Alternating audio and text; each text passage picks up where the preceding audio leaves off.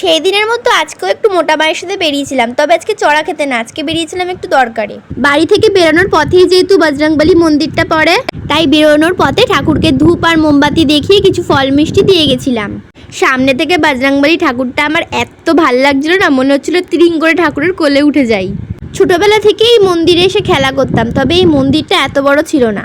এই রিসেন্ট এই ছোট মন্দির ভেঙে এই বড় মন্দিরটা তৈরি করা হয়েছে। আর এইদিকে দেখো না, মানুষ তো আমার জীবনে এসে ঘন্টা বাজিয়েই গেছে, আর এইদিকে আমি সামান্য মন্দিরের ঘন্টা বাজাতে গিয়ে নাকানি চোবানি খাচ্ছি। যাই হোক, এখান থেকে পুজো দিয়ে গেছিলাম একটু বেহালা বাজারে। সামনেই আমার একটা বান্ধবীর বিয়ে, তাই একটা সালোয়ার কামিজ কিনতে গেছিলাম। যেহেতু এই পচা গরমে বিয়ে করছে, তাই এই পচা গরমে শাড়ি পরার মতো অবস্থায় আমি নেই।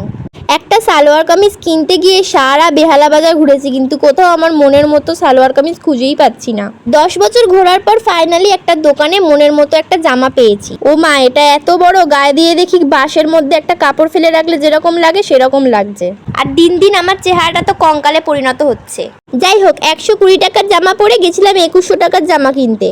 ফাইনালি জামাটা কিনে দুটো চিকেন রোল কিনে আমি আর মা খেতে খেতে বাড়ি চলে গেলাম।